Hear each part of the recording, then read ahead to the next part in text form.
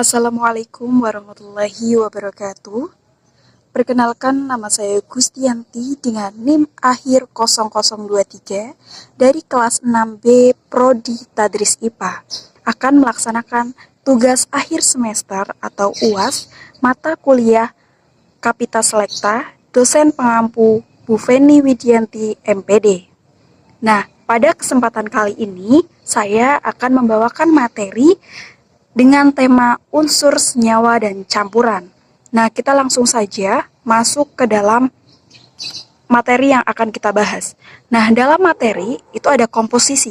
Nah, komposisi itu sendiri dibagi menjadi dua, yaitu ada substansi murni dan substansi tidak murni. Di dalam substansi murni atau yang disebut dengan zat tunggal ini dibagi menjadi dua, ada unsur dan ada senyawa. Kemudian pada substansi yang tidak murni atau sering disebut dengan campuran itu dibagi dua, yaitu ada campuran homogen dan campuran heterogen. Nah, sebelum masuk ke dalam materinya, alangkah baiknya kita membaca integrasi keislaman yang berkaitan dengan materi yang akan kita bahas, yaitu pada Quran Surat Ali Imran ayat 191. A'udzu billahi minasyaitonir rajim. Bismillahirrahmanirrahim. Alladzina yadhkurunallaha qiyaman wa qu'udan wa 'ala junubihim wa yatafakkaruna fi khalqis samawati wal ard. Rabbana ma khalaqtum hadza batila subhanaka faqina adzabannar. Kemudian pada Quran Surat Al-An'am ayat 15. Bismillahirrahmanirrahim. Wa tammat kalimatu rabbika sidqan wa adlah la mubaddila li kalimatih wa huwas samiul alim. Nah, langsung saja kita masuk ke dalam materi yang pertama, yaitu ada unsur. Unsur itu sendiri adalah zat tunggal yang tidak dapat diubah lagi menjadi zat yang lebih sederhana dengan reaksi kimia biasa. Nah, zat tunggal ini adalah bagian terkecil dari unsur ini adalah atom. Nah, dalam tata cara penulisan nama dari lambang-lambang unsur itu sendiri ada 3. Yang pertama adalah setiap unsur dilambangkan dengan satu huruf yang diambil dari awal huruf. Kemudian yang kedua, lambang unsur itu ditulis dengan huruf kapital. Dan yang ketiga, unsur yang dimiliki huruf awal sama, apabila sama ya, penulisan nama itu dibedakan dalam penambahan satu huruf di belakang huruf kecil. Semisal ada hidrogen, itu kan H. Kemudian ada helium. Hidrogen dan helium memiliki nama depan yang sama, memiliki abjad depan yang sama. Oleh karena itu, hidrogen dilambangkan dengan H kapital atau H besar, sedangkan helium yaitu H besar dengan huruf keduanya adalah E kecil, seperti itu ya contohnya. Kemudian unsur di alam dibagi menjadi 3, yaitu ada unsur logam, unsur non-logam, dan metaloid. Nah, unsur logam itu apa saja? Unsur logam itu ada sodium yang dilambangkan dengan Na, Al, K, Cr, dan barum atau Ba. Kemudian unsur non-logam itu ada apa saja? Ada hidrogen yang dilambangkan dengan H besar, kemudian karbon yang dilambangkan dengan C besar, nitrogen, oksigen, fluorine, dan lain sebagainya. Kemudian ada metaloid. Metaloid itu apa saja sih gitu ya? Metaloid itu ada boron yang dilambangkan dengan B kapital atau B besar. Kemudian ada silikon yang dilambangkan dengan Si. Kemudian ada germanium, salbium, dan interium. Nah, pada dasarnya pada unsur itu memiliki tabel ya. Ada yang namanya adalah tabel periodik yang sedang teman-teman lihat, bisa teman-teman baca, yaitu ada yang dari yang pertama, yaitu ada biasanya kita untuk mempermudah dalam penghafalan menggunakan kata-kata ya supaya tidak mudah lupa. Kayak misal Helena Karo Robi cinta sampai frustasi gitu ya. Itu melambangkan dengan H, L, I, N, A, K, R, B, C, S, dan F, R. Seperti itu dan sebagainya ya. Kemudian kita masuk ke dalam materi senyawa. Nah, senyawa itu apa sih gitu ya teman-teman? Jadi, senyawa itu adalah zat-zat yang tersusun atas dua unsur atau lebih yang bergabung secara kimia dengan perbandingan massa tertentu, seperti itu. Nah, dari contoh senyawanya itu apa aja sih? Kayak misal O2 ya, H2O atau O2.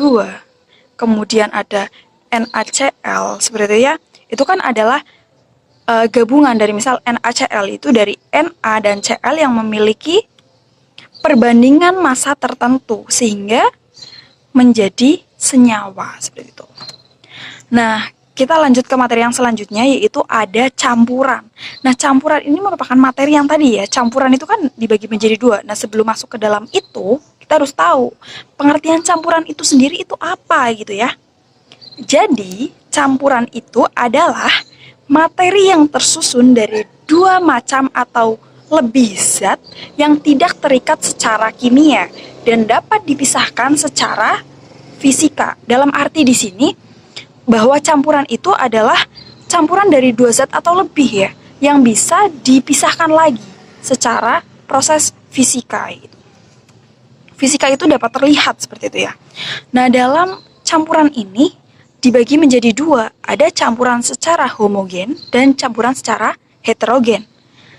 Nah, campuran homogen yaitu campuran antara dua zat atau lebih yang partikel-partikelnya itu atau partikel-partikel penyusunnya itu tidak dapat dibedakan lagi. Contohnya apa? Contohnya antara air dengan gula. Ketika gula dilarutkan dalam air, itu pastinya nanti gulanya itu tidak bisa dipisahkan dengan airnya tersebut dan bisa tidak kayak warnanya itu satu aja gitu ya. Kemudian yang kedua adalah campuran heterogen. Nah, campuran heterogen adalah campuran antara dua macam zat atau lebih yang partikel penyusunnya masih bisa dibedakan. Misalnya apa? Susu, gitu ya. Kemudian prinsip dari pemisahan campuran itu apa sih, gitu ya. Jadi prinsip pemisahan campuran itu didasarkan pada perbedaan sifat-sifat fisik zat penyusunnya. Kemudian seperti apa? Seperti wujud zat, kemudian ukuran partikel, titik leleh, titik didih, sifat magnetik, dan kelarutannya, dan masih banyak sebagainya. Kemudian dalam metode pemisahan campuran. Metode pemisahan campuran itu dibedakan menjadi beberapa metode ya. Yang pertama ada filtrasi. Nah, filtrasi itu pastinya ada penyaringan ya. Jadi penyaringan dari media yang yang akan disaring, semisal kayak air kotor, kemudian disaring menggunakan saringan, ataupun ada media intinya pada itu adalah penyaringan seperti itu ya. Kemudian ada sentrifugasi, yaitu sentrifugasi untuk kayak misal darah ya, pemisahan darah antara darah putih dengan sel darah merah ataupun itu. Kemudian ada sublimasi, ada dekantasi, kromatografi. Nah, kromatografi ini dibagi menjadi dua. Ada kromatografi lapis tipis dan ada kromatografi gas. Lapis tipis itu biasanya yang kita gunakan ya dalam laboratorium yang sederhana seperti itu. Kemudian ada evaporasi, ada corong pisah, dan ada destilasi. Nah, destilasi ini seperti apa? Yaitu penyulingan. Nah, berarti kita bisa lihat ya, dari materi yang udah kita bahas itu bisa kita lihat bahwasanya ada perbedaan antara sifat unsur senyawa dan campuran yang bisa teman-teman lihat seperti ketika unsur itu memiliki materi yang tersusun dari satu jenis saja, yaitu masih murni seperti itu.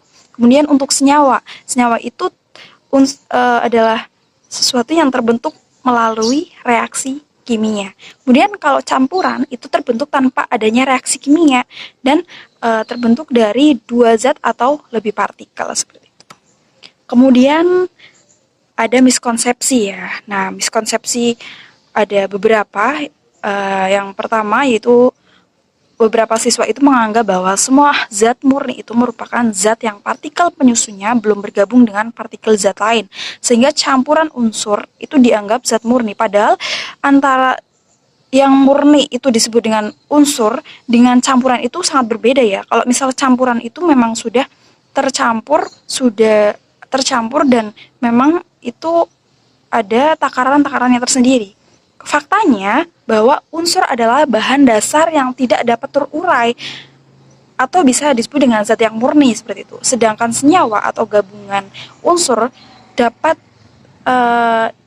didapatkan dari suatu perpaduan, perbandingan, percampuran seperti itu. Nah, di sini ada glosarium yang bisa teman-teman lihat. Kemudian daftar pustaka. Nah, dari materi-materi yang telah saya jelaskan, semoga materi yang sedikit ini dapat bermanfaat untuk kita semuanya. Kurang lebihnya mohon maaf apabila banyak kekurangan tutur kata yang masih terbata-bata dan yang lainnya. Saya mohon maaf yang sebesar-besarnya. Wassalamualaikum warahmatullahi wabarakatuh. Bye-bye.